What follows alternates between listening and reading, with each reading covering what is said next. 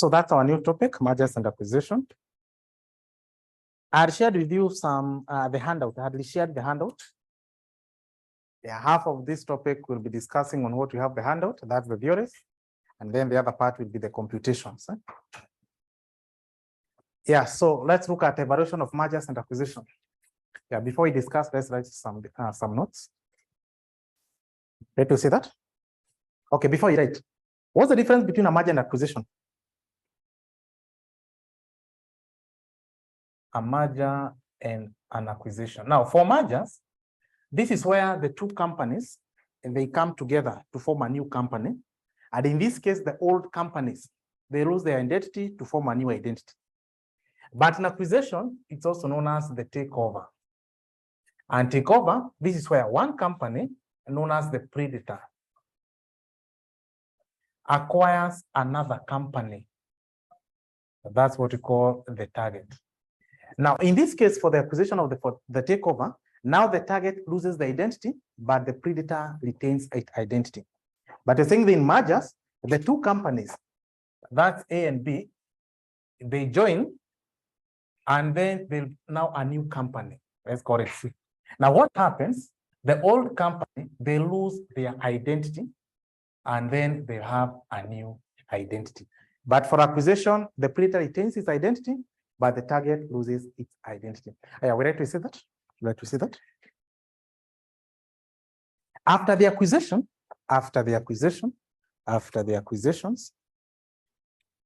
comma, the EPS, that's the earnings per share, the EPS of the surviving company, the EPS of the surviving company, in bracket predator, will be determined as follows, based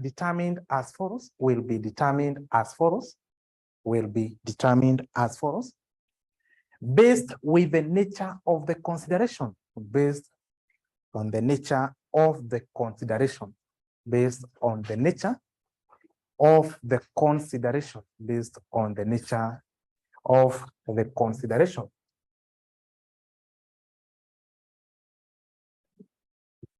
Yeah, so number A, in case of share for share exchange, in case of a share for share exchange, so how do we get the post-acquisition? Post-acquisition EPS of the predator. Now, predator will be the surviving company. So we'll take the combined earnings. Yeah, that's for both the predator and for the target. And then you divide by the number of the predator's share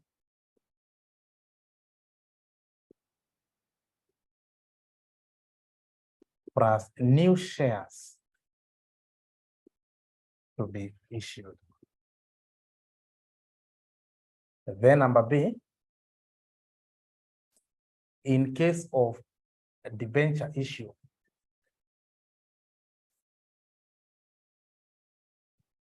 so in case of debenture issue, how do we get the post-acquisition EPS of the predator? So you'll take the combined earnings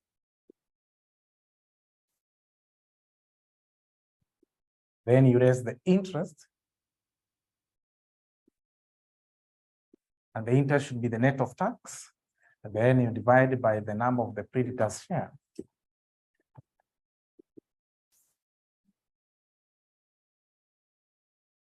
Number C, in case of preference share,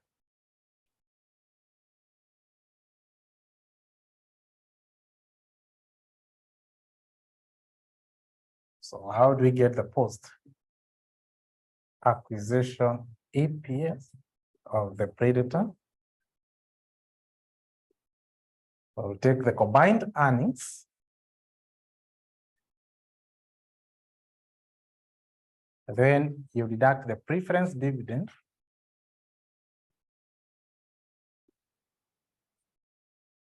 All of it you divide by the number of the predators share.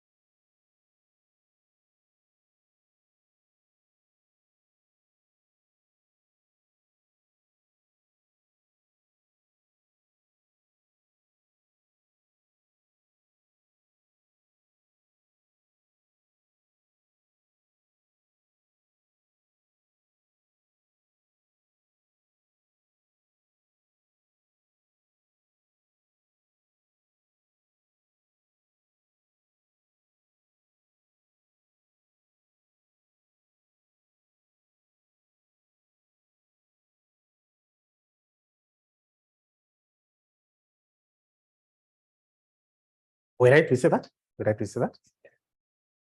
The number of new shares to be issued, the number of new shares to be issued, the number of new shares to be issued depends on the exchange ratios, depends on the exchange ratios, depend on the exchange ratio, depends on exchange ratio. Good. So how do we determine the exchange ratio? What we call the non-diluting exchange ratio. Now, to get an non-diluting exchange ratio, you'll take the offer price by the predator, you divide by the market price per share of the predator. And how do we get the non-diluting offer price?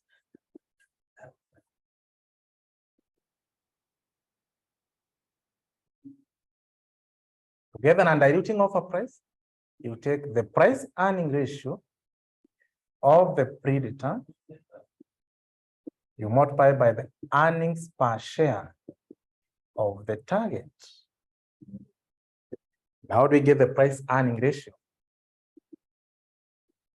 To get the price earning ratio, you take the market price per share, you divide by the earnings per share.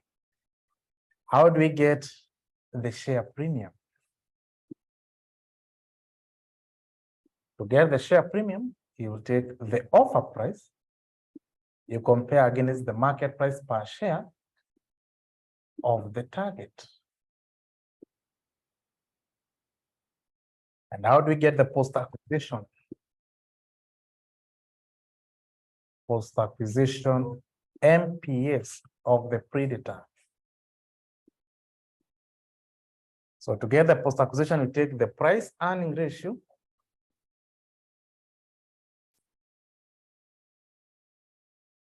of the predator, then you multiply by the post-acquisition earnings per share of the predator.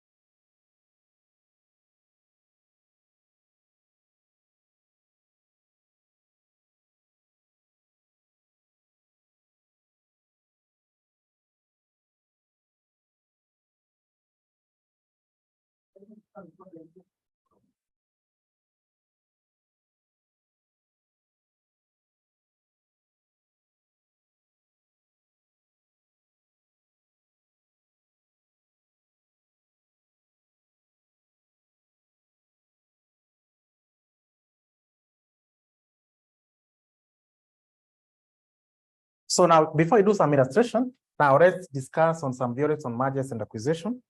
So take out your notes, or you take out your handout page 24. Handout page 24.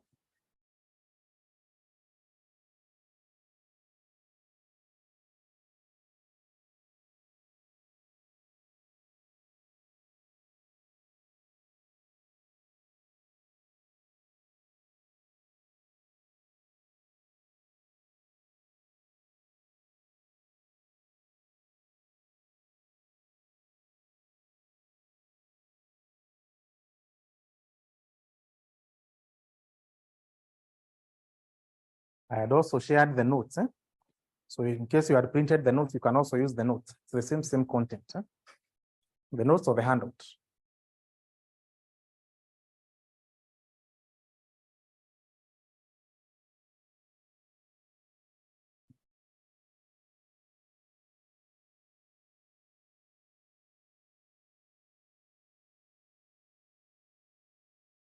So we discussed on mergers and acquisition. So what's a merger? I think I had discussed what's the difference between a merger and acquisition. And we said that a merger is a combination of two or more equal companies to form a new entity. And in this case, the original company will lose their original identity after the other, and none of them will dominate the other. Now, that's in a merger. What about in an acquisition? Now, acquisition is also known as the takeover, is a situation where one company known as the predator acquires the other company known as the target. Yeah, and after the acquisition, the target will lose its identity, but the predator will maintain its identity. Yeah, that's the difference between the merger and an acquisition. Yeah. So here the key thing is that under mergers and acquisition, there's always be one company known as the predator, and the other one is the target. Yeah. So we have various types of mergers and acquisition. Types of mergers and acquisition. And they are classified into four. Number one, we have what we call horizontal merger. Number two, we have the vertical mergers. Number three, we have conglomerate mergers. Then number four, we have the concentric or congeneric mergers. And what's the difference between the four? Now, for horizontal mergers, now this is where the two companies, same industry, same level of production, they merge. Same industry, same level of production. That's what we call the horizontal merger. Then we have the vertical merger. Now, for vertical merger, this is where the two or more companies, they're in the same industry, but in different levels of production. So remember, horizontal, same industry, same level of production. Vertical merger, same industry, but different levels of production. Then we have conglomerate merger. Now, conglomerate merger is where the two companies which are unrelated, that means they are not from the same industry, they merge. So for conglomerate, the major objective is for risk diversification. Risk diversification. Yeah, because we are saying that for conglomerate merger is where the two companies from different industry, they merge. Then lastly, we have the concentric or congeneric merger. Now, for congeneric merger, now this is where the two companies which are unrelated, that means they are from different industry, they merge. But in this case, we are saying that the two companies, they are from different industry. That means they are offering different product, but they have the same target customer. They have the same target customer. So that means they make these two companies to be an indirect competitor. Yeah, how is it indirect? It's not direct because in this case, we are saying that they're offering different products. That means they're in different industry, but they have the same client, good, or same customers. Good. So now let's evaluate that. We are saying that horizontal merger, this is the combination of two or more companies in the same line and type of business. And the main purpose of horizontal merger is to improve on the market share of the two companies. Yeah, so try to consolidate their market share. E.g., ICA and Ryons were all insurance companies before they had merged. Then number two, we have the vertical merger. We're saying that in vertical merger, this is a combination of two or more companies which are in different level of production, but in the same industry. The same industry, but different levels of production. E.g., a vehicle assembling company with a tire manufacturing company. And then number three, we have the conglomerate merger. So for conglomerate merger is the combination of two or more companies which are unrelated. Can you underline unrelated?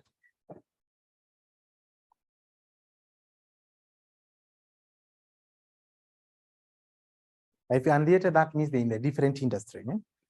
Yeah. So they are from different industry and different level of production. And the major purpose of this is for risk diversification, e.g. Samia group of company. For the Samia group of company, they usually do buy or merge with companies which are offering different products. And the objective is to minimize on risk or for risk diversification. Then number four, lastly, we have the concentric or the cogeneric merger. And this happens when the companies merge with another company in different industry that sells product to the same customer. Different industry that sells the product to the same customer, though they sell different products, making them indirect competitor. Yeah, for example, it's like, for example, you have a canteen, a school canteen, owned by an individual. Now, in this case, the school canteen and us as a school, are we in the same industry? We are not in the same industry, right? Yes, for us, we're an academic institution. What about them? They know what? They are retail. You see retail. Food industry in food industry. Yes, you see in that case we're in a different line of production. But who are the major customers? Students. So for us, the customer are the student. Even for them, the customer are the student. Yeah, that's what we call now a congeneric or the concentric merger. So now let's look at for some of the reasons for merger and acquisition. Why do the company need to merge, or why do a company need to buy another company? Number one, the major objective is for risk diversification. But for risk diversification, the major type of merger is the conglomerate merger. If you want to diversify your risk, yeah, don't go to the company within the same industry, because if there is a change in the industry, it will affect the entire industry. So therefore, you have not minimized anything. So there, the good thing, the best type of merger and acquisition for this diversification, it's only the conglomerate merger. So you're saying that, especially for conglomerate merger, where two companies merge, forming a portfolio that will maximize return and minimize on risk. Then number two, another reason is for asset acquisition or asset backing. Yeah, and that's a very major. Now, mostly for manufacturing company, yeah, you may have a machine, a manufacturing machine that's too expensive, which might cost even 500 million, of which for one company to acquire this, it must be heavy for them. But in this case, what if they merge? You buying a plot alone and buying as a chama, which one is easier to acquire the plot? Chama, yeah, because you have come together. Yeah, that's another objective of having mergers and acquisition. So you're saying that where a merger takes place or an acquisition, the assets of the other company belong to the same group of company. And this makes it cheaper instead of purchasing new assets that include also which include also the human resource. Number three, we have what you call the asset breakup value. Yeah, what do you mean by asset breakup value? Now, this is what happens. Here we have company A, they merge with company B, or company A acquires company B. And in this case, company A had 5 distribution vehicles. Company B had 4 distribution vehicles. Now they merge. So that means if you merge, how many in total do we have the distribution vehicle? We have now. If you merge, do you require all of the 9? All the 9? No, you don't require all the 9. If you merge or you become one, if you had 10 accountants, the other company had 10 accountants, then you merge, will you still maintain 10 accountants? Why? Because that will be duplication of what? So in this case, what happens? The company A and company, mostly the predator, now instead of having all the 9, they might decide to retain only 7. Then they sell the remaining 2. So what will happen if they sell? They realize more cash flows, right? Realize more cash flow. What happens to the company now? In this case, the company can be able to realize more cash flow for operating activity. That's what we call the breakup value. And you're saying that this is where the predator acquires the target and starts selling the assets of the target to realize more value. Yeah, that means the objective was to increase the liquidity, because if you dispose some assets, in that case, we improve the liquidity of the company. Then number 4, another objective is for empire building. Number 5 is tax savings. Yeah, actually, the company, mostly when they're in the process of merger and acquisition, there is a lot of tax advantages. Yeah, they have a lot of tax exemptions. Number 6 also is for management acquisition. Number 7 is for defensive merger. Also financing and liquidity. Also number 9 is synergy. Actually, that's the major objective. Synergy. What do you mean by synergy? Now, synergy is what we call the addition of benefits.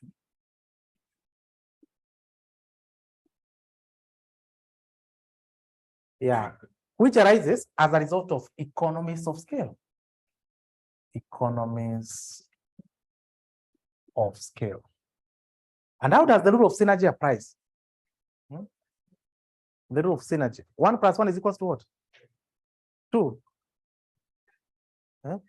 Not academic. Tunasema now under the rules of synergy. 1 + 1 is equals to 10.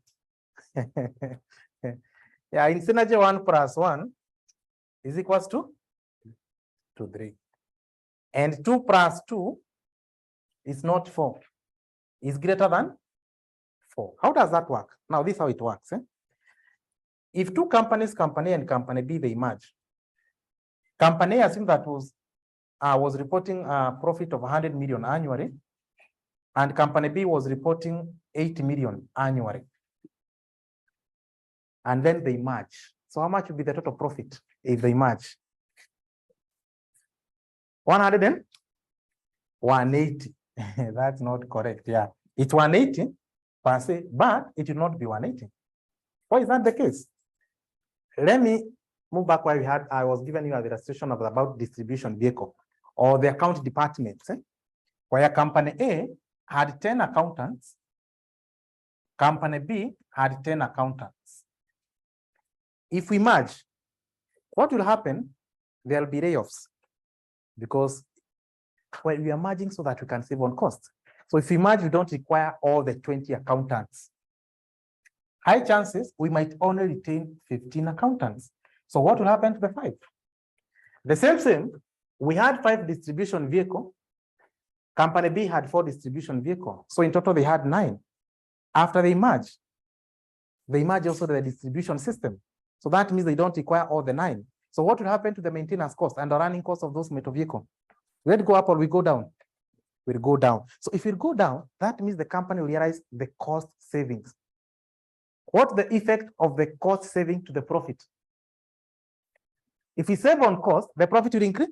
It increases. So that's why you're saying that in this case, the profit will not be 180. Yeah, due to that economies of scale, there will be more cost saving, and the cost saving will realize more profit. So that's why you're saying that under the rules of synergy, 100 + 80 is not 180. That's why you're saying that 1 + 1 is not equals to 2, is equals to 3. That's what we call the synergy.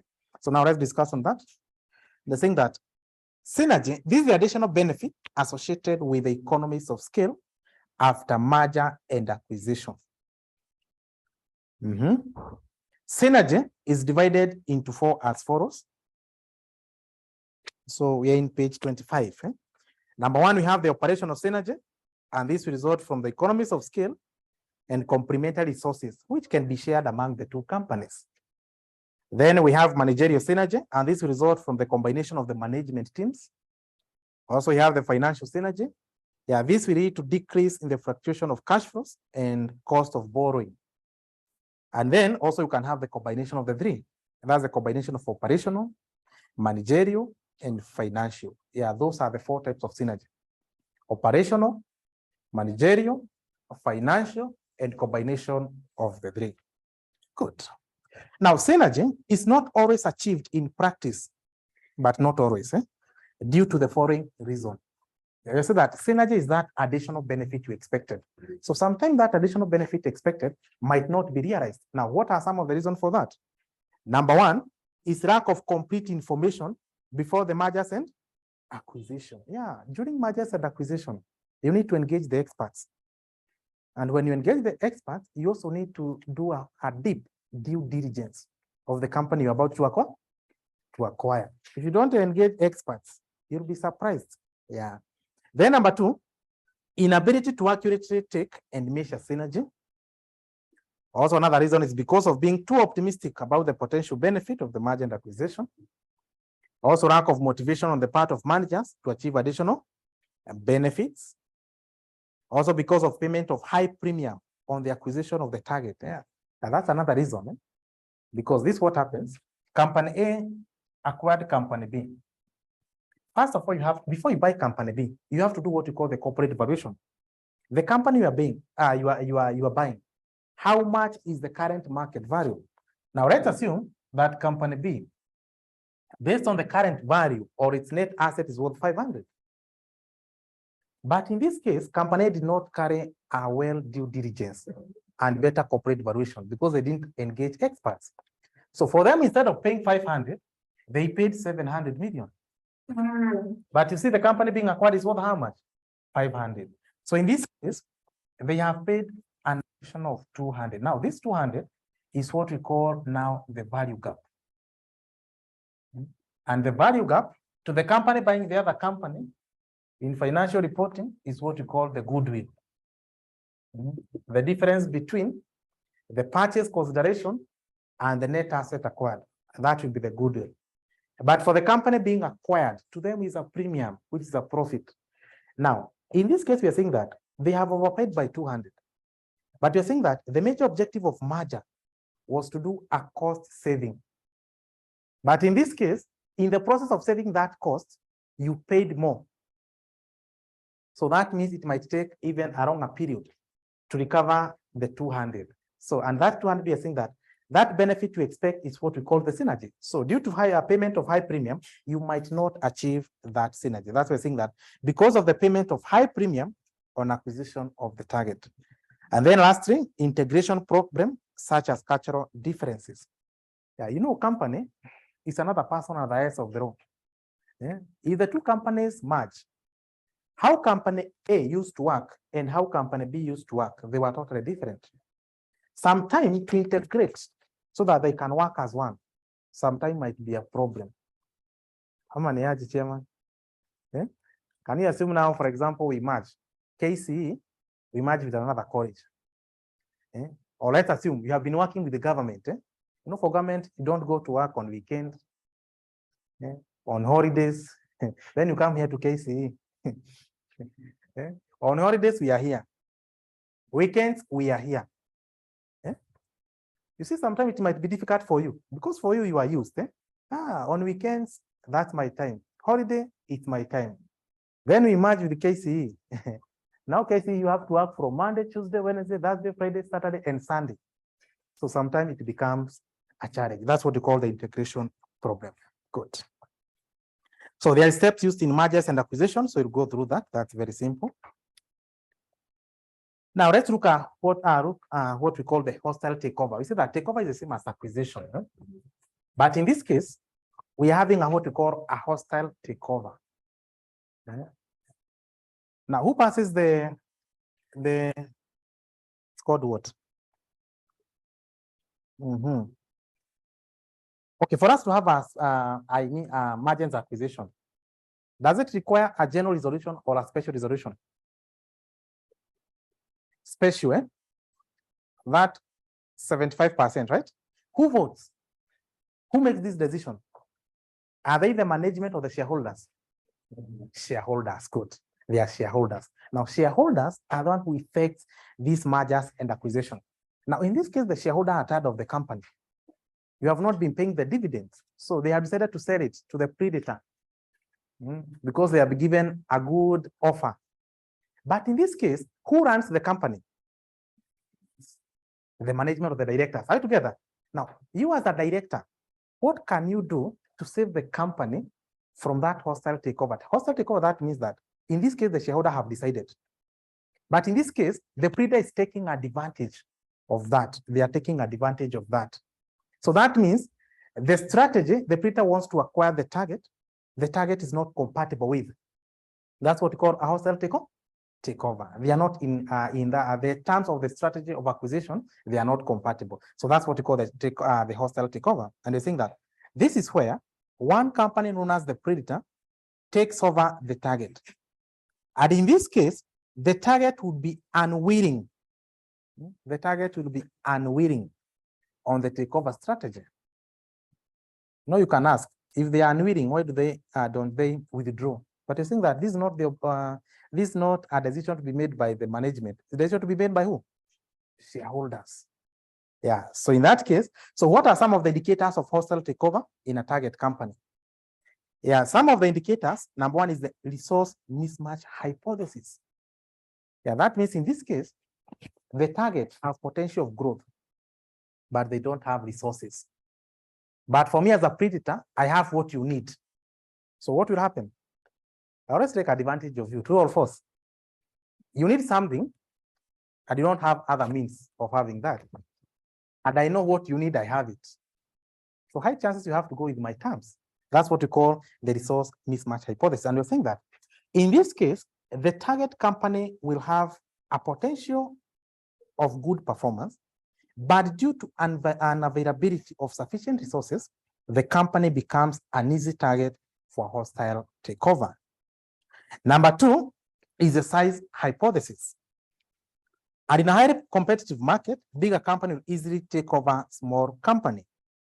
And when a company is smaller in size, then it becomes an easy target for a hostile takeover. How do you measure the size of the company? How do you measure the size of the company? Is it the number of employees? Is it popularity? Is it profitability? How do you measure the size of a company? Kochong, you're saying something. Yeah, correct. You measure the size of the company by the asset base. Yeah, you don't look at the size of the company from the income statement, the profit. You look at it from the statement of financial position. And that's the asset base. You look at the equity long-term debt or the net asset minus the current liability. That's how you measure the size of the company. Then number three, we have the price earning ratio hypothesis. Number four, you have industrial disturbance hypothesis. Also management inefficiency hypothesis.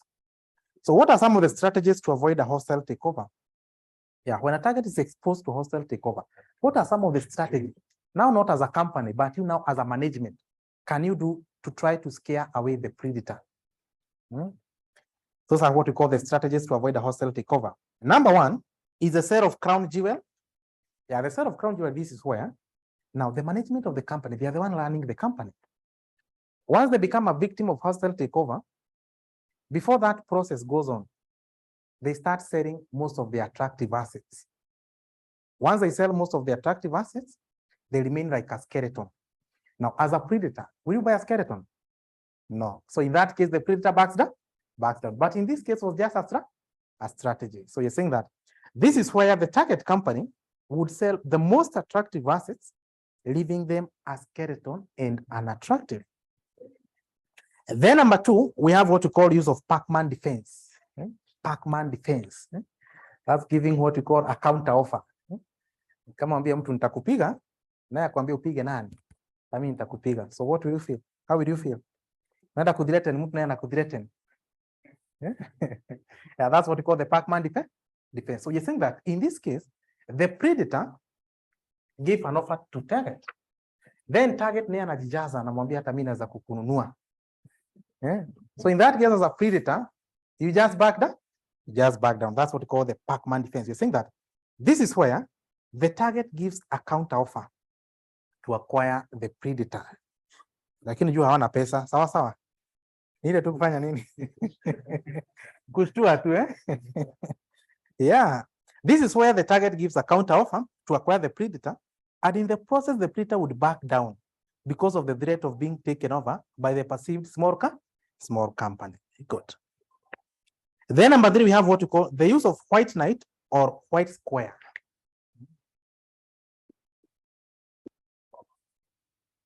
White knight or white square. Now, this is where, let me try to illustrate using a diagram here.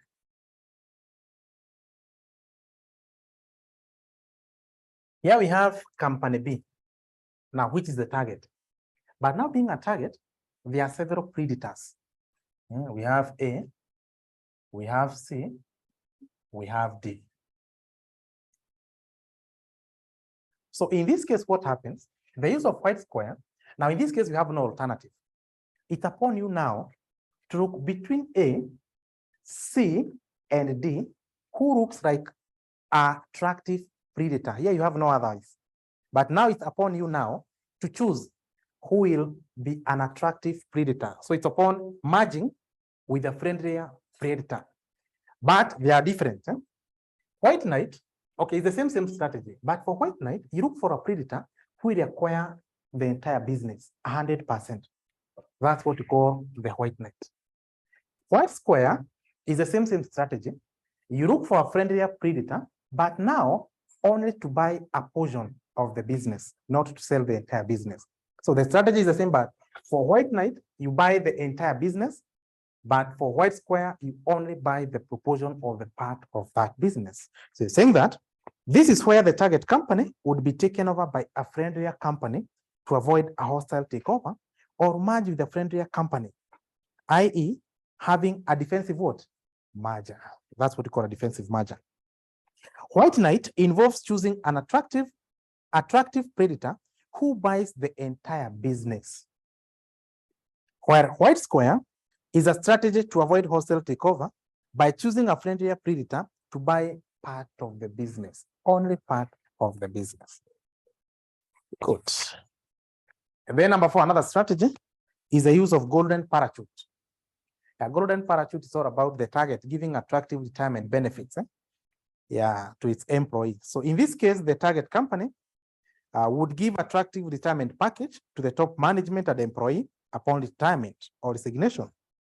Now, this would scare the predator, since the predator would fear taking over the target and all of a sudden require to pay pension benefits to employee who decide to resign, and this would leave the target company as skeleton. Another strategy is the use of poison pill. Use of poison pill. Now, use of poison pill, B being the target and then has been exposed to a hostile takeover, they start using more debt in the capital structure. They approach all the banks. They take 10 million, 40 million from another bank, another 50 from another bank. Now, as a predator, if you acquire that company, who will pay that?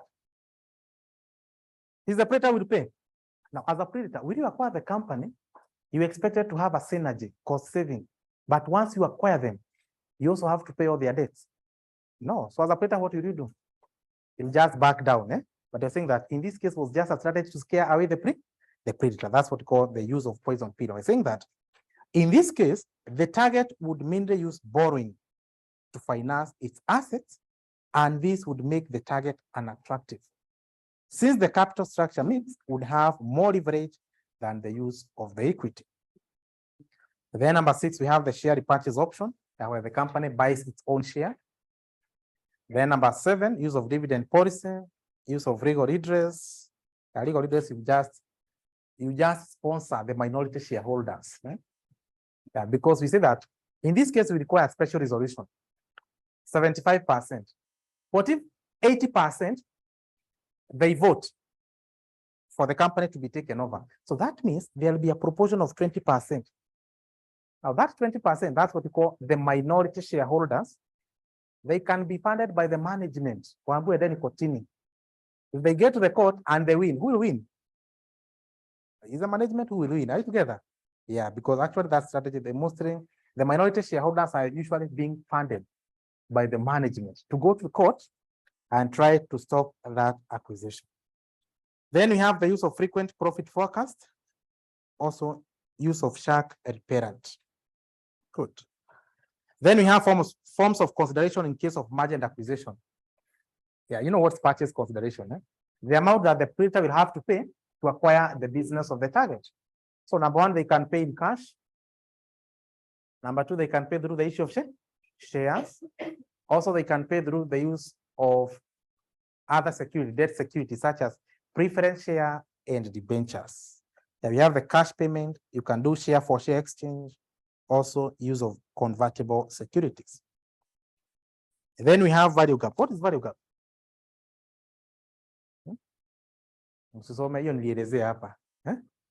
Goodwill, correct. We say that value gap is the goodwill, or value gap arises from the fact that the value of the company acquired is totally different from the amount the predator paid. Are you together? Yeah, that the market value and what you pay, they are not the same. That's what gives rise to value gap. So I think that this arises from the fact that the value of the company acquired is different from the true market value. It can either be higher or lower depending on the market circumstances. If it's higher than, the shareholders of the target will get additional benefits. Yeah, in this case, the target, it becomes a profit. It also refers to the situation whereby the amount paid for the merger acquisition of the target is more than the true current market value. Yeah, so what are some of the reasons that gives rise to value gap in a merger? Reasons that give rise to that. That the company is worth 500 million, but you ended up paying 700 million. Number one is poor parenting by headquarters. Number two, poor financial management. Remember, I said that you need to engage the experts. Yeah. Then number three, stock market inefficiency. Yeah, that's another cost, because assuming that in this case you have to buy the shares, you have to buy the shares of B, but at the date of valuation, remember mergers and acquisition, it's not like buying a bread. You just go and pay 50 bob and you go with the bread. So it takes some time. Also, it also needs to be approved. Which authority in Kenya or agency in Kenya approves mergers and acquisition? Yes. Competition of? Sorry? CAK, CMA. Competition Authority of Kenya? Yeah, that's the CAK. Yeah, they can give you a go ahead or they can reject.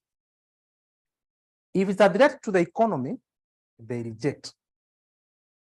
For example, there was a time Naivas wanted to acquire Nakumat or Tuskys. Then, walikata. Why? You see, the two companies were giant supermarkets, right? So if they are given a go ahead, what will happen to the market? They can form a monopoly, right? Yeah. So there was a time Safaricom wanted to acquire. Which company? Was it you or Airtel? Had given them a good offer. Yeah, lakini si kapana hapana. Because your Airtel is not a small company. A company that controls a share has more than 1 million customers. That's not a small company. Yeah. So in that case, Safaricom, they might be just a monopoly. So in that case, it was rejected. So I was saying that in this case, how does the stock market inefficiency works? Assuming that in the process of the date of valuation, the market price of the target company was 30 shillings. And then for this process to be effected, it might even take 6 months. And then when the deal is done, you find that the market price, remember the date of valuation was 30, but now the market price keep on changing. It can go up, also can go down. So in that case, I assume that at that date, the market price will be 38. Will the purchase consideration remain to be the same? Not remain to be the same. So you might end up paying the premium, or based on the earlier valuation, the market price at the date of now of the paying, it might be totally different. Then lastly, we have over enthusiastic bidding. What is that? That's another cause. This is how that happens. It mostly happens when you have various predators. Now, assume this is the target. Here we have A, we have C, we have D, and we have E. Assume that all these predators want to acquire the target due to some strategic reasons. And in this case, the market value of B is 500 million. So A gives B 500 million, but also C needs this company due to strategic reason. But B has already been given an offer by A, 500. Now, as C, how can you win B? By trying to give them a higher value, right? Higher. C gives them 550 million. Then we have D. Also, D needs A due to strategic reasons. But you see now, B has received a higher offer of 550. As D, what will you do? You also give a higher, right? Higher. Let's assume they give 600 million. Then there is E, a bigger company. Also, due to some strategic reason, you also need B. But B has an offer of 600. So what will you do as E? You give higher. You end up paying maybe 700. But you see the value of the company was how much? 500. But you have ended up paying an amount of 700. Yeah, that's what we call over-enthusiastic bidding. And this normally occurs when the management accepts highest offer in order to acquire their businesses. This may not be the market value of the company. And then lastly, we have reasons why merger fails. Why do mergers fail? Number one is the cultural differences. We can just say what we call the integration problems. Because each company, they have their own culture, how they are used to do their work. Sometimes to integrate that, it becomes difficult. Also, number two, lack of time after merger on the part of manager. Lack of time. For those who have done mergers and acquisition, mostly it's a unit. For those who have done masters on mergers and acquisition, it's a unit actually by itself. After the acquisition and merger, the most critical part is the first 3 years. After merger and acquisition. Because you see, these are two companies, sometimes which are related. How company used to work and how company B they used to work was totally different. So the top management, they are the one to make sure that this company works. But you see now, immediately after acquisition, they don't evaluate that. So what will happen? Mostly they are given the first 3 years, their most critical part, critical years, whenever there is any merger and acquisition. So in case you are not able to control the company, the two companies, the integration for the first 3 years, high chances those companies will fail. And the expected synergy might not be achieved. So that's what you're saying, that number two, lack of time after merger on the part of managers. Then number three, we have the general fear. And this might arise due to technological development. Also, when expected synergy is not, might not occur. Also, political interferences.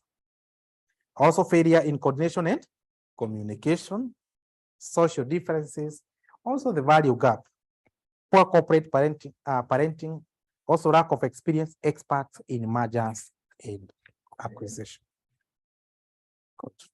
So kindly go and review those notes again, because it's highly examinable. It doesn't miss. This topic never misses. The part A can be theories, and theories is what we have discussed.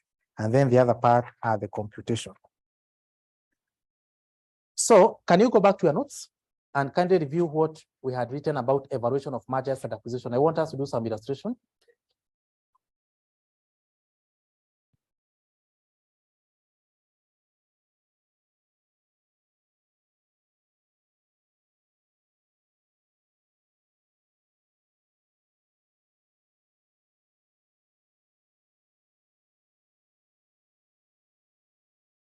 Yeah, just review what we written on how to evaluate the mergers. Yeah, how do we determine the post-acquisition EPS of the predator? How do we get the non-diluting offer price? How do we determine the non-diluting exchange ratio, so that we can do some illustrations?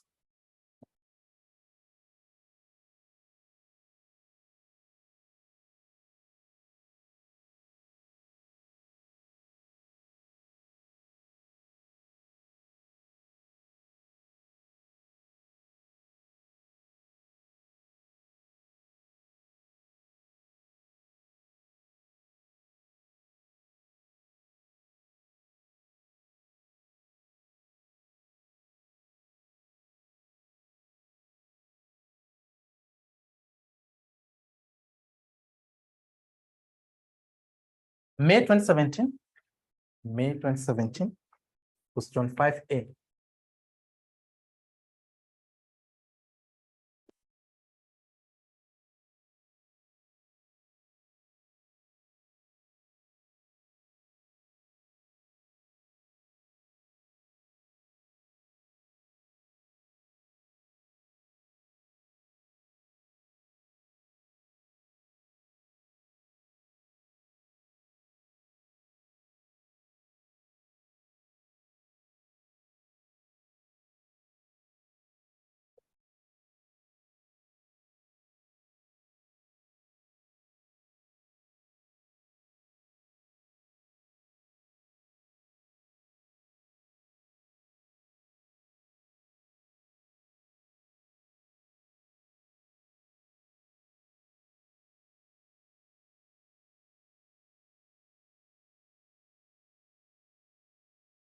May 2017, question 5A. A Limited is considering acquiring B Limited. So that means A is a predator and the B is the target. The selected financial data for the two companies are as follows. So we have the annual sales, we have the net income in millions, ordinary share outstanding, we have the earnings per share, we have the market price per share. Both companies are in 30% tax bracket required. The maximum exchange ratio that A Limited should agree if it expects no dilution in earnings per share.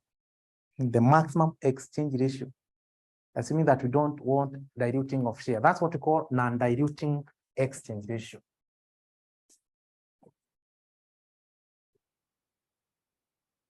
Diluting exchange ratio. Say that, how do we get the non-diluting exchange ratio? So you take the offer price by the predator, then you divide by the market price per share of the predator. And how do we get the offer price? So to get the non-diluting offer price,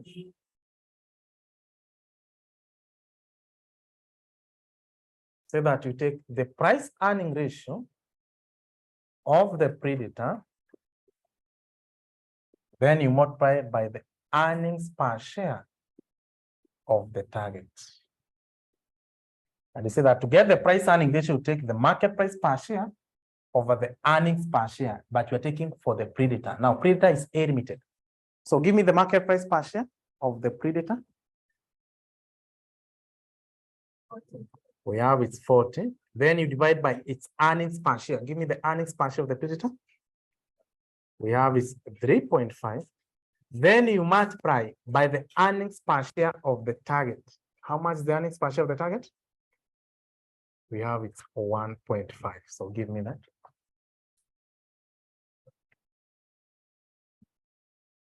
$17.14. Good. So that one becomes the offer price. So therefore, let's get the exchange ratio. You take the offer price, which is 17.14. You divide by the market price per share of the predator. How much is the MPS of the predator? 40. Good. Give me that.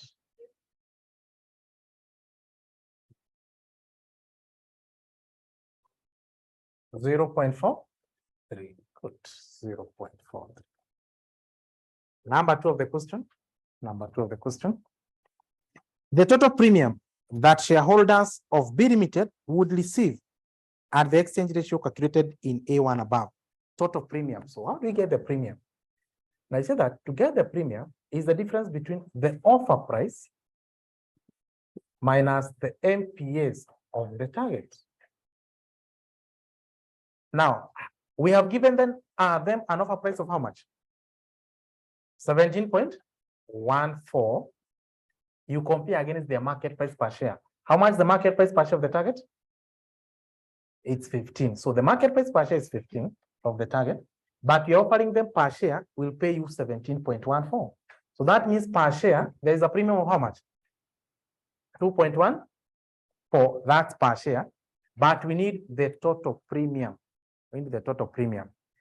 Now in target, how many shares do they have? They have 2 million. So for every share, we are giving them a premium of 2.14, and they have 2 million share. So that means they get a total of how much in premium? 4.28 me? Yeah, good. That's how we get the total premium. Number three.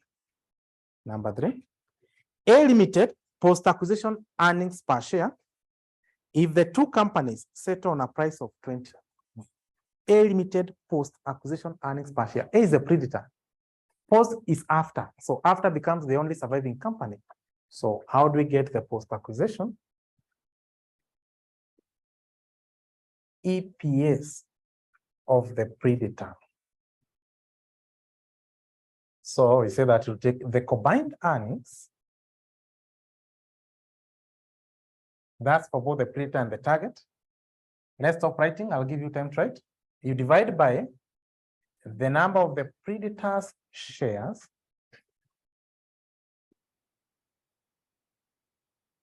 then you add the number of new shares to be issued. So how do we get the number of new shares to be issued? So that to get the number of new shares to be issued, it will depend on the exchange ratio. New shares to be issued.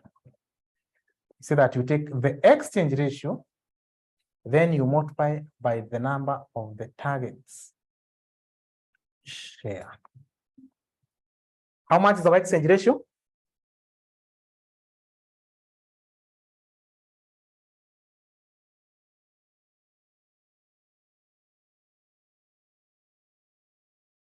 This is how we get the exchange ratio equal up.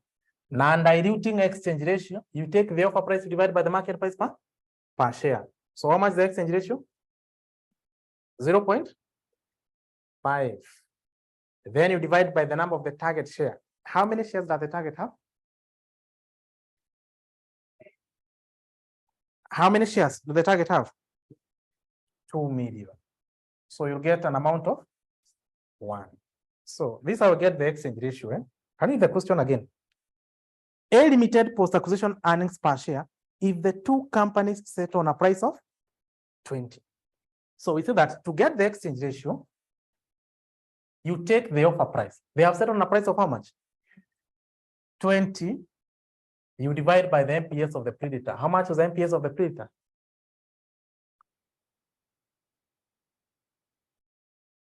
40. And you get 0.5. Good.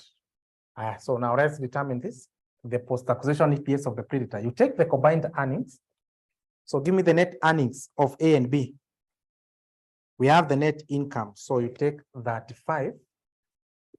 Then you add for B, which is an amount of 3.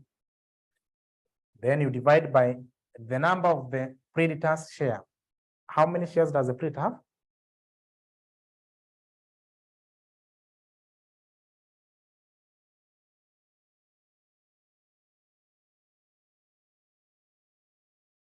Hey, how many shares does the predator have?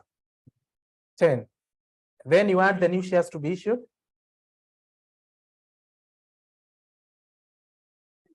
We have 1. So what do you get? That 8 over 11 is how much? You get 3.45. Good. Lastly, number 4. Number 4. A Limited post-acquisition earnings per share if every 50 ordinary shares of B Limited were exchanged for 1 8% debenture of a par value of 1,000. Now that's in case of debenture exchange.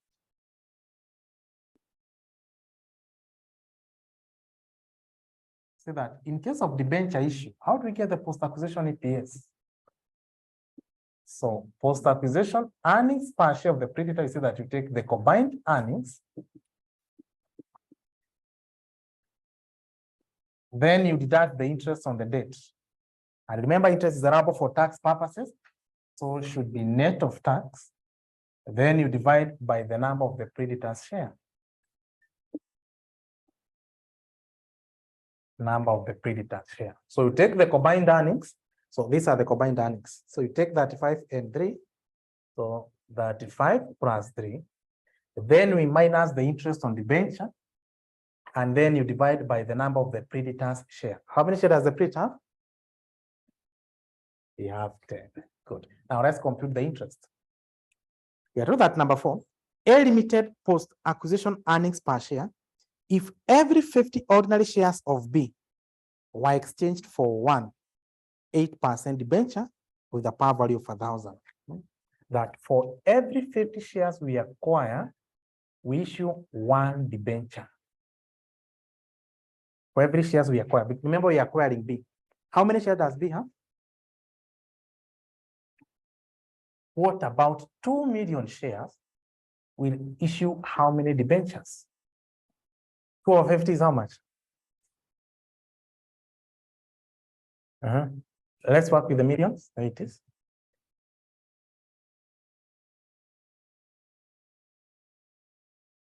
Hey, chukua 2 divided by 50. 2 times 1 over 50 ni ngapi?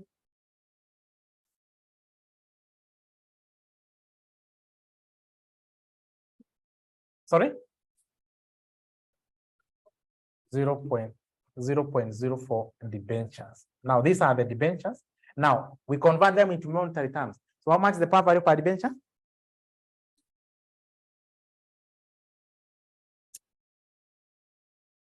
1,000. So that means we issue a debenture with how much? 40 million. So now let's determine the interest. So how much is the interest rate? So we take 8% of 40, which is 3.2, but we think that should be net of tax, 1 minus T. So we have been told that both companies are in 30% tax bracket. So we multiply by 0.7. What do you get? 2.24. Good, so give me that.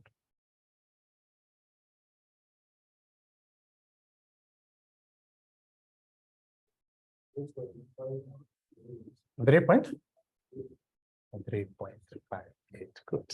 So you can copy now.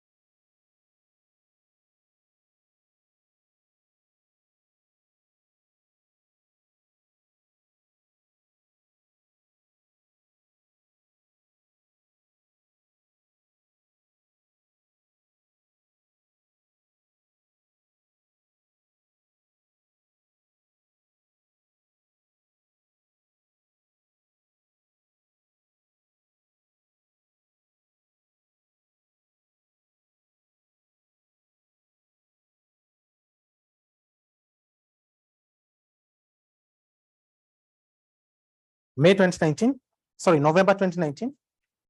November 2019, question 5.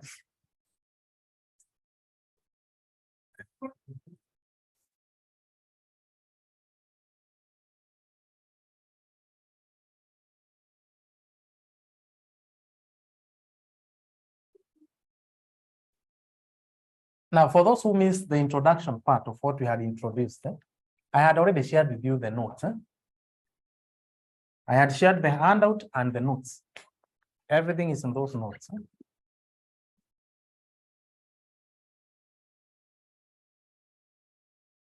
November 2019, question 5.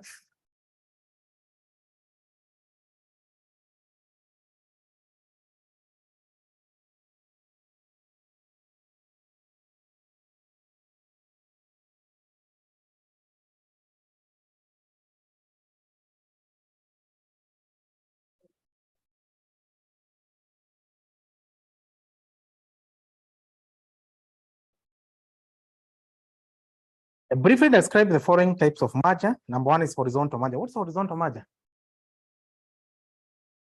Same industry. Same industry? Same production? Same industry? Hey, I thought you understood this well. Say that horizontal is where the two companies from the same industry, same level of production, they merge. Vertical is where the companies, same industry, but different level of production. Congeneric, also known as concentric. So the two companies which are unrelated, that means they're in different industry, they merge, but they're offering different products, but they have the same target customer. Then number 4, you have conglomerate merger. And this is where the two companies from different industry, they merge. Part B of the question. A Limited and B Limited are companies operating in the same line of business. In the past few years, A Limited has experienced stiff competition from B Limited to an extent that A Limited is now contemplating acquiring B in order to consolidate its market share. So that means A becomes the predator, B becomes the target. The following financial data is available about the two companies. So we have the annual sales, we have the net income, we have ordinary share outstanding, we have earnings per share, we have the market price per share. Both companies are in 30% income tax bracket. Required. The maximum exchange ratio that A Limited should agree to, assuming that it does not expect dilution in the post-acquisition earnings per share. The maximum exchange ratio. Yeah, that's what we call the non-diluting exchange ratio. But you take the offer price, you divide by the MPS of the predator. And how do you determine the offer price? If you're not given the offer price, this is how you get the offer price. Yeah, it's known as non-diluting offer price. You take the price earning ratio of the predator, you multiply by the EPS of the target. So let's compute that. So price earning ratio, you take the market price per share, you divide by the earnings per share of the predator. Predator is A. Now give me the market price per share of A. We have is 60. Then you divide by its earnings per share, which is 4. You get 15. Then you multiply by the EPS of the target. Target is B. How much is earnings per share? 3. 15 times 3, you get 14.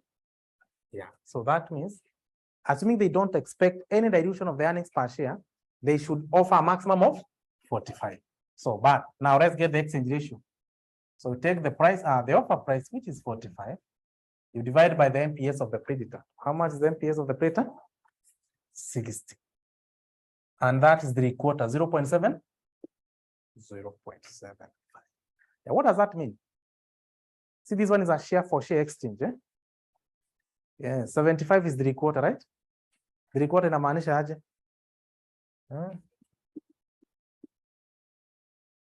We are doing share for share exchange. That means for every 4 shares we acquire, 3/4, 75%. Can you take 3/4? Do you get 0.75? Yes, that means we are doing share for share exchange. So for every 4 shares we acquire in B, we pay them through the issue of our share. How many shares? 3 shares. That's what it means. Yeah, for every 4 shares we acquire, we issue 3 new shares. Good. Number 2 of the question. The total premium that shareholders of B Limited would agree to receive at the exchange ratio in B1 above, the total premium. So that to get the premium, you compare the offer price, of which the offer price was 45. You compare against the market price per share of the target. How much is the MPS of the target? 30. So the target, the market price is 30, but we are giving them an offer price of how much? 45. So that means for every share, we are giving them a premium of how much? 15. But now you want the total premium. How many shares does the target have? Sorry? They have 3 million shares. So that means you give them a total of 45 million shillings as premium. Number 3, A Limited post-acquisition earnings per share, assuming that the two companies agree on an offer price of 30 shillings. Yeah, A Limited, A is the predator, which becomes the surviving company after the acquisition. A Limited post-acquisition earnings per share, assuming the two companies agree on an offer price of 30. Post-acquisition earnings per share of the predator, you say that you take the combined earnings. Let's get the combined earnings. So you take the net profit. The net income for A is 40. Then you add for B, which is 9. Then you divide by the number of the predator's share. How many shares does the predator have? We have 10. Then we add new shares to be issued. And how do you get the number of new shares to be issued? To get the number of new shares to be issued, you see that you take the exchange ratio, you multiply by the number of the target share. So how much is the exchange ratio? 0.5 times the number of the target share. How many shares does the target have?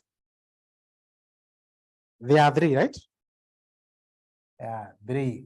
Half of 3 is 1 point. So many of sorry, 10. A Limited post-acquisition earnings per share, assuming that the two companies agree on an offer price of 30. How do we get the exchange ratio? Is the offer price of which they agree on an offer price of how much? 30. You divide by the MPS of the predator, which is 60. And you get 0.5. That's what I'm using. I'm not using this. You only use this 0.75 if you're not given about what they have agreed, the price they have agreed about. Good. And you get 1.5. So that means the new shares to be issued, it's 1.5. 49 divided by 11.5.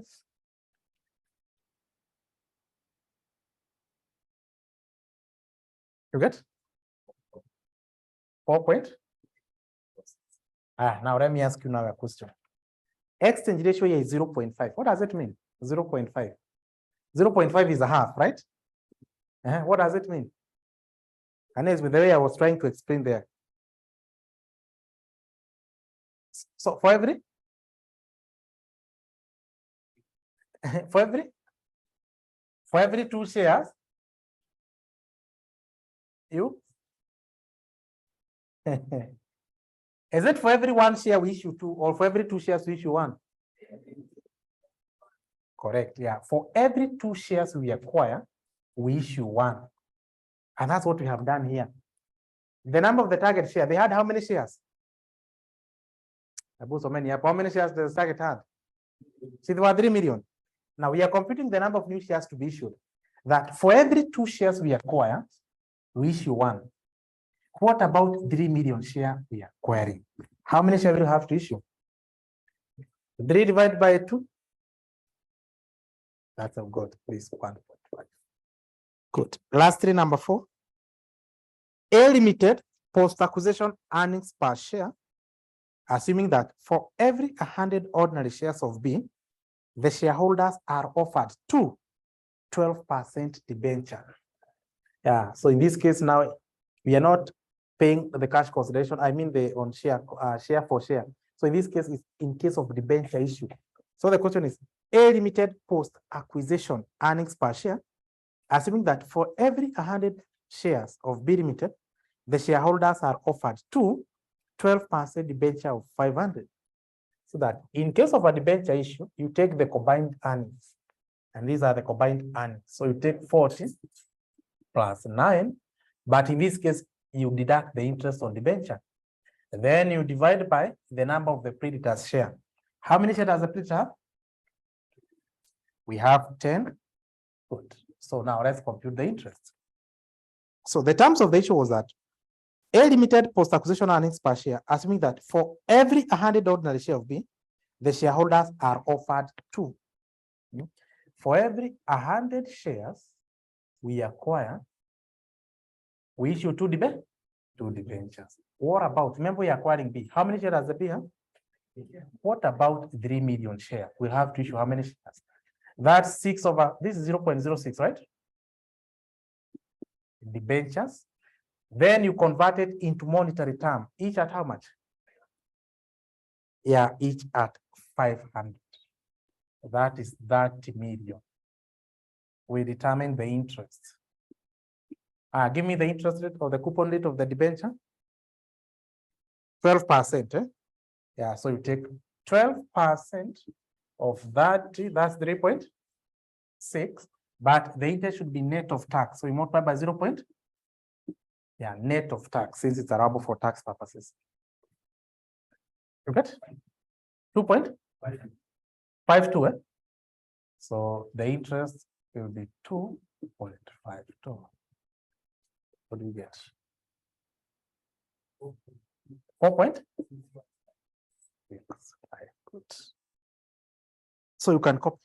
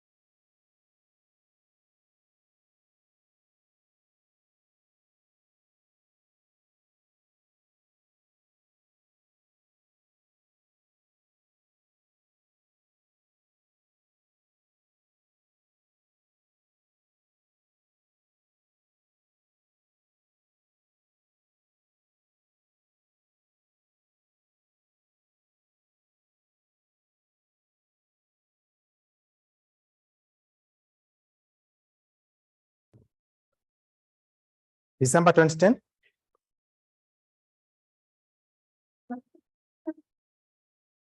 Question 4B.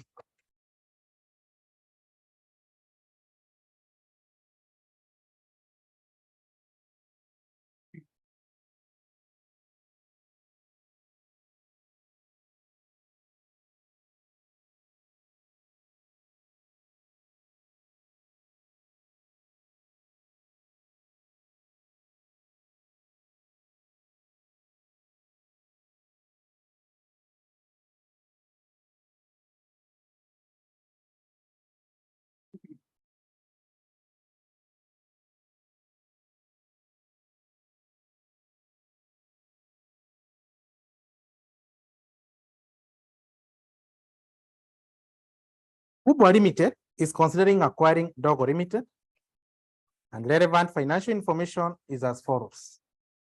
So we have the present earnings, we have ordinary shares, earnings per shares, and then we have the price earning ratio. Kubwa Limited plan to offer a premium of 20% over the market price of Dogo Limited share. So already given the offer price. Required the ratio of exchange, that's the exchange ratio, and the number of new shares to be issued, the ratio of exchange. So how do we get exchange ratio? Exchange ratio is the offer price you divide by the market price per share of the predator. In this case, you're already given the offer price, and we are told that Kubwa Limited plans to offer a premium of 20% over the market price per share of Dogo Limited. So how much is the market price per share of Dogo Limited? We are not given the market price, but we have the price earning ratio. How do we get the price earning ratio? Is the market price per share over earnings per share. So how do we get the market price per share? So to get the market price per share, you take the price earning ratio, you multiply by the earnings per share. So you compute both for Kubwa and Dogo Limited. How much is the price earning ratio of Kubwa?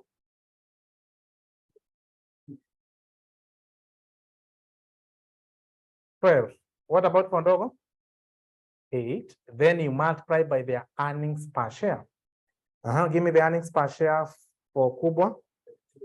We have 2 and you have 1.25. This is 24. This is 10.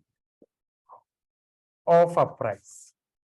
We are given the offer price. We are told that Kubwa Limited plans to offer a premium of 20% over the market price per share of Dogo.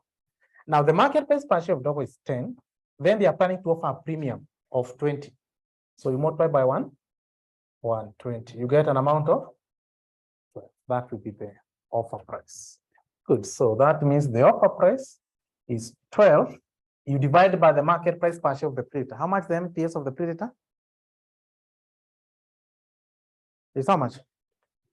24. So that's what we are computing here, the market prices. 12 over that one, you get 0.5 or a half. Good. So that was number one. We have not answered everything. We are told that number one, the ratio of exchange. So the exchange ratio we have is 0.5, or for every 2 shares, we issue 1 new share, and the number of new shares to be issued, So how do we get the new shares to be issued? You take the exchange ratio times the number of the target shares. Exchange ratio you have it's 0.5.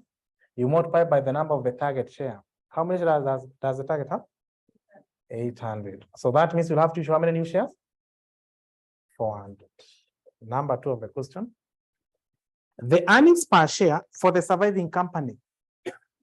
After the acquisition, the surviving company is the predator. So the earnings per share for the surviving company immediately following the merger. So that's the post-acquisition EPS. So you take the combined earnings divided by the predator's share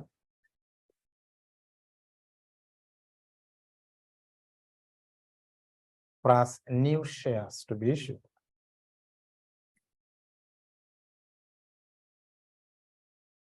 We take the combined earnings. So we have the present earning for Kubwa, which is 4,000. Dogo, it's 1,000. You divide by the number of the Predators share. They have 2,000 share. Then you add the new shares to be issued. We have it's 400. 5,000 divided by 2,400.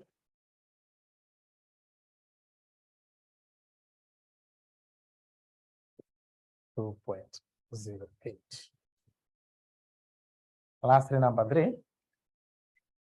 If the price earning ratio of Kubwa Limited stays at 12 times, determine the market price per share of the surviving company and explain what would happen if the price earning ratio fell to 11. Yeah, if the price earning ratio of Kubwa stays at 12, determine the market price per share of the surviving company. So how do we get the post-acquisition MPS of the Predator? Yeah, the MPS is the same. Price earning ratio times earnings per share. But in this case, now you'll take the price earning ratio of the Predator, that's the surviving company. Then you multiply by the post-acquisition earnings per share. So you're told that if the price earning ratio stays at 12, and when it falls to 11, you compute the market price per share. So you take the price earning ratio, then you multiply by the post-acquisition EPS. How much is the post-acquisition EPS?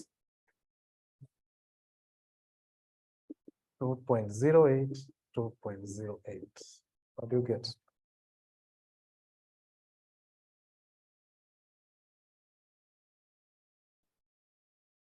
$24.96, 22.88. I will read that question again. If the price earning ratio of Kubwa Limited stays at 12 times, determine the market price per share of the surviving company, of which we have is 24.96, and explain what would happen if the price earning ratio falls to 11. So what has happened when the price earning ratio reduces? What has happened to the market price per share? It also reduces. Yeah, you write that. So you can copy.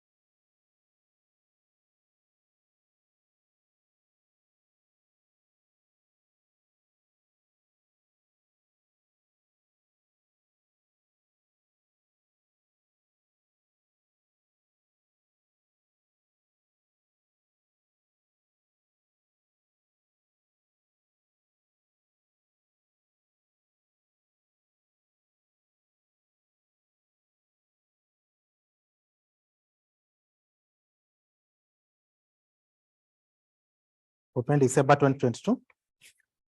Question 5C.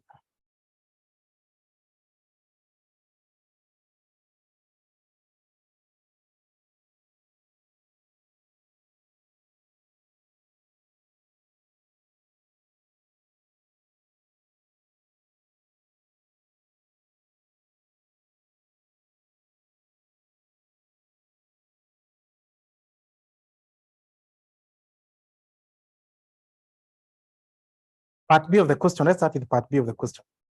The International Monetary Fund has implemented many reforms in recent years designed to strengthen its cooperative nature, improving its ability to serve its membership. In the context of above statement, propose 4 main reforms that have been designed by IMF in recent years. Yeah, those are what we call the emerging issues and contemporary issues. Now, there was a student some time back, aliniuliza, teacher, how to prepare notes za emerging issue. Emerging issue is not, that one, it's not a topic, are you together? Emerging issue, they can test anything on what is happening. Kwambia hiyo sio topic, sasa tufanye nini? Nikamwambia sasa, sasa utakujibu aje? Yeye anataka hizo notes. Mwambia that one is not a topic. Then akaniuliza hii swali. Nikamwambia surely, since you have used internet kuni text, so you can use the same data to Google. You know, those are the information in the internet. You know, kuna maswali zingine student anaulizanga unashangaa. You have access to internet. You know something relating to merger directly. Kama mtu anaweza niuliza what's the difference between a white knight, amekutext, hayuko physical class, amekutext. Now the question is, you know, this being a professional field, academics sometimes inasaidianga degree, because if I was a lecturer out campus, I could be only doing that 30% of the work. Hiyo ingine namwachia nyinyi na Google. Because someone before kuuliza different ya hii na hii. So first of all, enda kwanza Google, get the information, even you can get much better explanation than what I'll give. Some information don't expect that mwalimu akuwe na kila kitu kwa kichwa. All these information are the internet. Niulize hesabu nitakusaidia. Lakini viole zingine sasa kama hii alinsist nimpe points. Aka Google akaandika 15 points. Kaambia sasa mimi angeniuliza ningekupea tu bili. But you see now you have increase on your on your research. Yes. So emerging issue is not a topic. Emerging issue, they can test anything in this world of finance. Kwa hivyo mkuu updated on what's happening. Yeah, those are the current trends.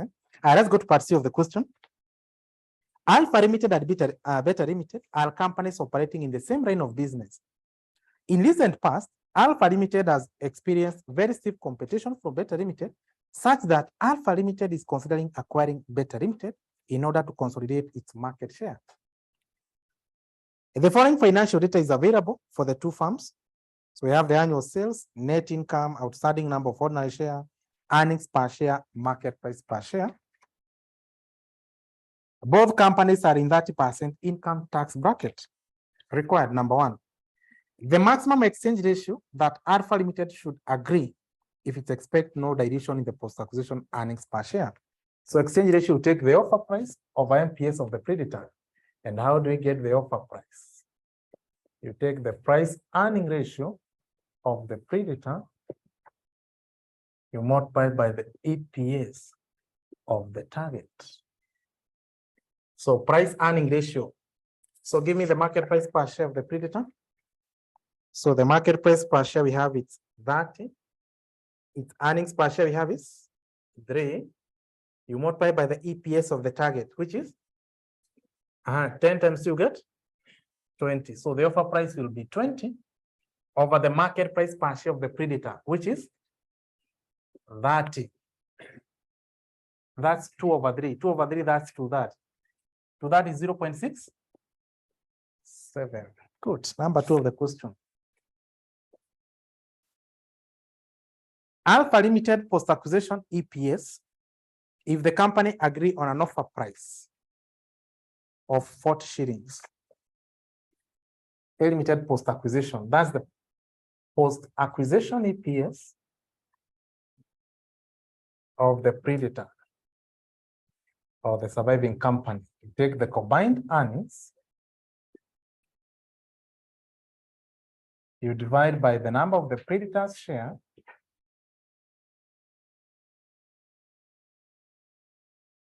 plus new shares to be issued. So you take the combined earnings. So you have the net income 150. The other one we have is 20. You take the number of the predator's share 50 plus new shares to be issued.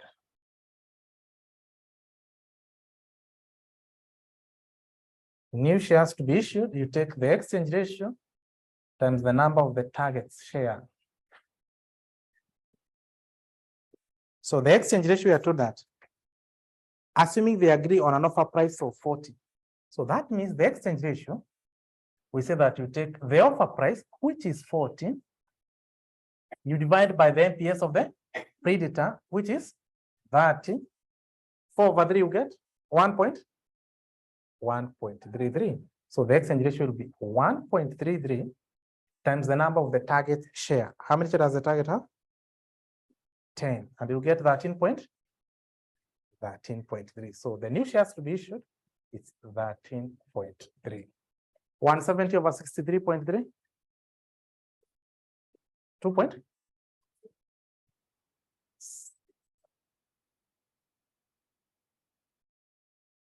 Number 3, Alpha Limited post-acquisition earnings per share. If for every 200 ordinary shares of Beta Limited are exchanged for 5 units of 10% debenture. So that in case of a debenture issue, to get the post-acquisition EPS, you take the combined earnings. Then for the debt, you deduct the interest net of tax over the number of the predator's share.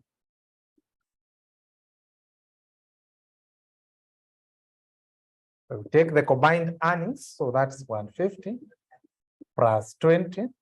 Then you deduct the interest. You divide by the number of the predator's share, which is 50. We determine the interest. So that Alpha Limited post-acquisition earnings per share, if for every 200 ordinary share of Beta Limited are exchanged for 5 units.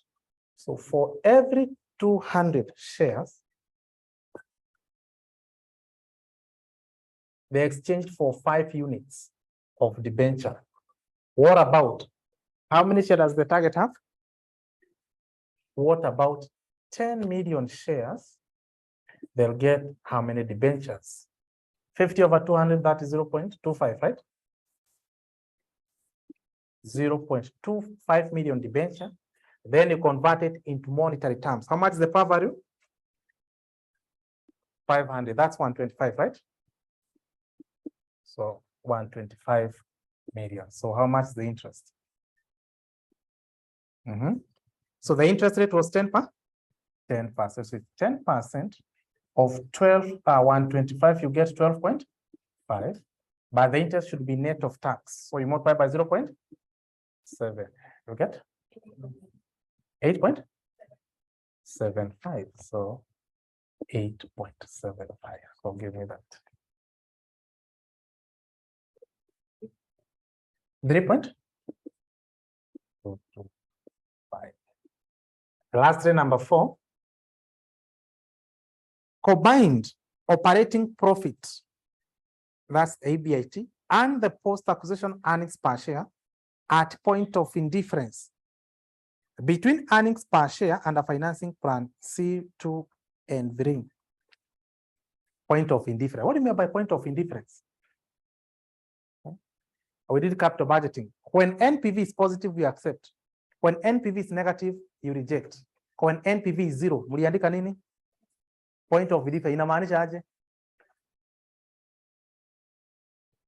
Naona muliandika tu. Point of indifference, that means you can either accept or reject. Yeah, because both of them, they are giving the same outcome. The inflow and the outflow are the same. So at point of indifference, this is where the option you have, they have the same outcome. So at point of indifference, the earnings per share for option 1 is equal to the earnings per share for option 2. Option 1 in this case was when they do a share for share exchange.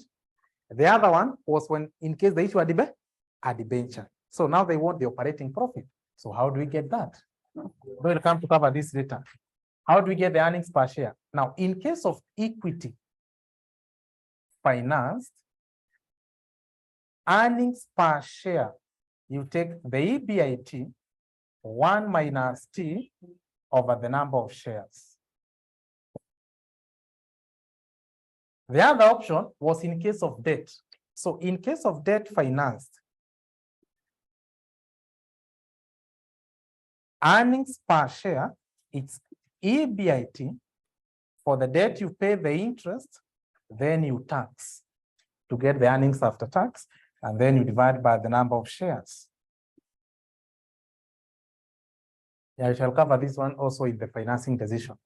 Now let's start with option 1. In case of share for share exchange. So you'll take the EBIT, which is unknown, that's what we are computing.